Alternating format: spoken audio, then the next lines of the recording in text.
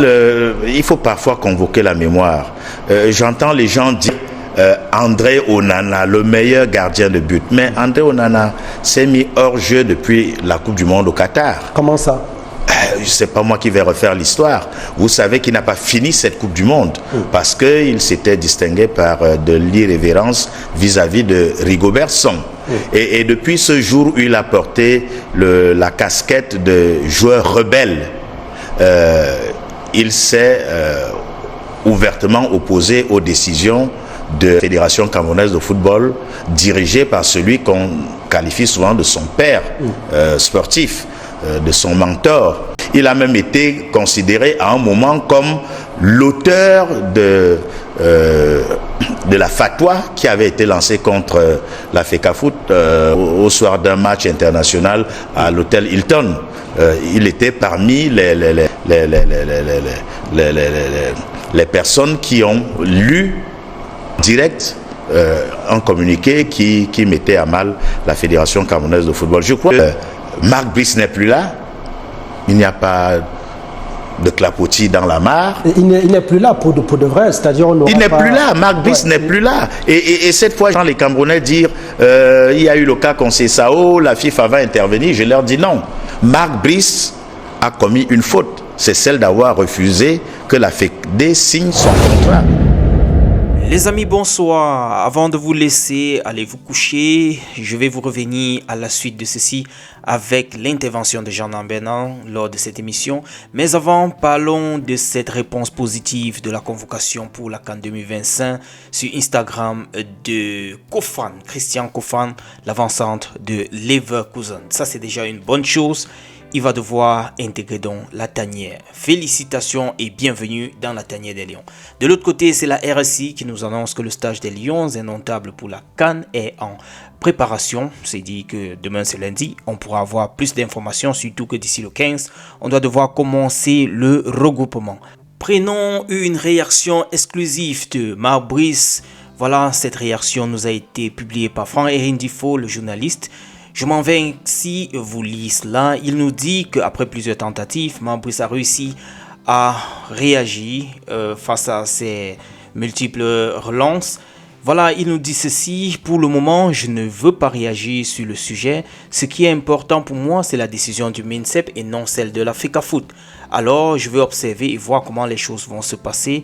Mais pour mon opinion à moi est claire, je ne veux pas parler du sujet avec des personnes qui ne sont pas impliquées. C'est ainsi que nous révèle donc Franck Erindifo le contenu de son intervention ou bien de son échange avec Marc Brice. D'autres sources nous font savoir d'ailleurs qu'il dit qu'il ne sait pas pourquoi il n'y a aucune réaction du côté du ministère des Sports. Il attend qu'on lui dise ce qui en est. Il dit également que si effectivement on lui dit qu'il n'est plus sélectionneur du Cameroun, alors il faut le faire officiellement et payer ceux-là qui étaient donc avec lui, c'est-à-dire ses assistants and so on. Bon, là je ne sais pas quel a été le contenu du contrat. Ce que je remarque, c'est juste que sur TV5 Monde, Jeune Afrique, Afrique Foot et plusieurs autres chaînes, Marc Brice multiplie les interviews ces derniers jours. Mais qu'à cela ne tienne, on va regarder, jetons un petit coup d'œil sur le week-end de nos Lions indomptables. Dani Namasso, 3 buts contre 1 contre Metz. Il a brillé par une passe décisive lors de cette rencontre-là. C'est une bonne chose pour eux. De l'autre côté, c'est André Onana, c'était contre Göztepe. Ils ont gagné 2 buts contre 1 et ça les amène comme ça là à la deuxième position du championnat, du moins du tableau.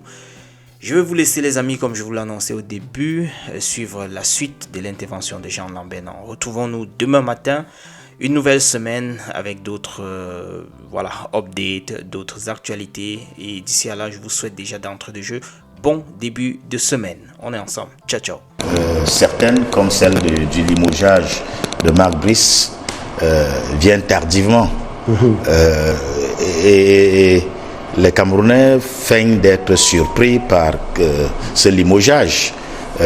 Ce monsieur est arrivé, il a plongé notre pays dans une situation de crise entre l'institution gouvernante et l'association sportive qui est la FECAFOOT. Une crise qui a duré pendant tout son séjour au Cameroun. Et il a accumulé des fautes, il a accumulé des attitudes, il a accumulé des paroles qui le mettaient en porte-à-faux avec la mission qui lui avait été dévolue. Donc pour Marc Brice, je crois que c'est arrivé. Maintenant, il faut parfois convoquer la mémoire. J'entends les gens dire André Onana, le meilleur gardien de but. Mais André Onana s'est mis hors jeu depuis la Coupe du Monde au Qatar. Comment ça? C'est pas moi qui vais refaire l'histoire. Vous savez qu'il n'a pas fini cette Coupe du Monde parce qu'il s'était distingué par de l'irrévérence vis-à-vis de Rigobert Song. Et depuis ce jour où il a porté la casquette de joueur rebelle, il s'est ouvertement opposé aux décisions de la Fédération camerounaise de football dirigée par celui qu'on qualifie souvent de son père sportif, de son mentor, de son formateur même.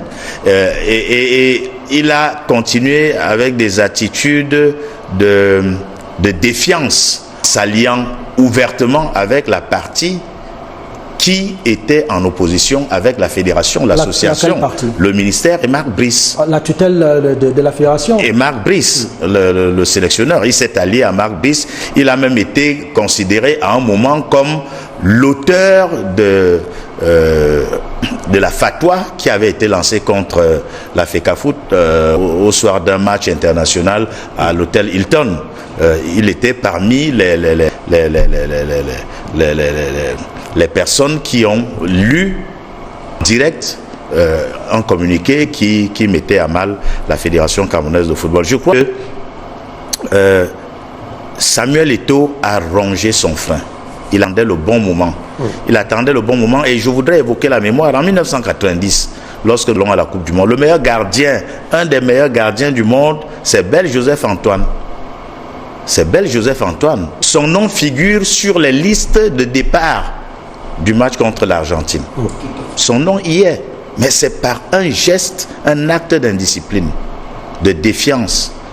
C'est quand cet homme l'ont même qualifié de trahison que les entraîneurs décident de le mettre de côté. Donc je crois que l'équipe nationale, on nous a souvent reproché d'avoir une équipe rebelle, une équipe débonnaire où chacun fait ce qu'il veut parce qu'il a des galons au plan international, parce qu'il est un des meilleurs, parce qu'il est le... Eto'o lui-même, on lui a fait souvent ce reproche. Mais les gens n'avaient pas suffisamment d'épaules pour lui dire nous on te met à l'écart et on évolue avec ceux qui veulent défendre les couleurs de façon disciplinée. Et donc moi je ne suis pas surpris. Vous savez, nos dirigeants à tous les niveaux ont la rancune vissée au cœur. Et ils attendent le bon moment. Ils attendent le bon moment. Il a manqué à ces dirigeants-là de savoir lire dans la boule. Ce n'est pas des sémiologues malheureusement. Pendant qu'ils ont mené le combat entre la fédération et sa tutelle, ils ont perdu de vue qu'il y avait un suprême, le président de la République, dont chacun de nous doit connaître les méthodes. Le président vous laisse généralement le temps de trouver la solution, la bonne solution. Il vous laisse le temps. Et il estime qu'il n'a pas à être le président touche à tout, passe partout, parle de tout. Parce que les hommes qu'il met quand même là, c'est des hommes qu'il jauge, dont il jauge la compétence, la capacité à diriger les hommes, l'écoute. Mais le président a attendu. Et moi, si on lit dans les signes, une réunion était programmée pour organiser les préparatifs de la participation du Cameroun à la CAN, au Palais des Sports. Elle a été annulée.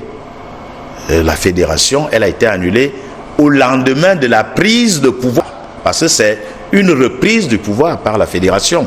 Le limogeage de Marc Brice. Vous pensez que cette prise de pouvoir aurait été validée par la présidence de la République? Bon, disons pas. Puisque vous avez passé le temps ici à dire que c'est la présidence qui faisait les décisions qui encadraient le football. Mais si aujourd'hui la Fédé peut reprendre le pouvoir dont elle avait été délestée, pourquoi ne pas penser que cela a eu une validation du très haut sommet?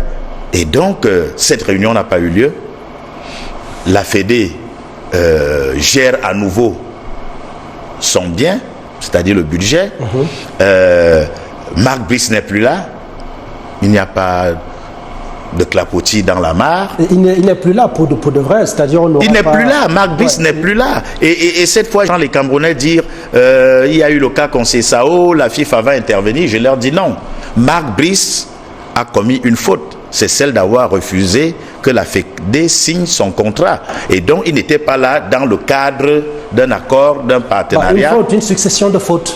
Oui, un jour, vous avez reçu ici un membre du COMEX qui a dit qu'ils avaient totalisé 18 fautes professionnelles contre Marc Brice. Donc, n'ayant pas de contrat le liant à la Fédé, il ne peut pas attaquer la Fédé devant la FIFA pour dire, pour évoquer, par exemple, un limogeage abusif ou une rupture abusive de contrat.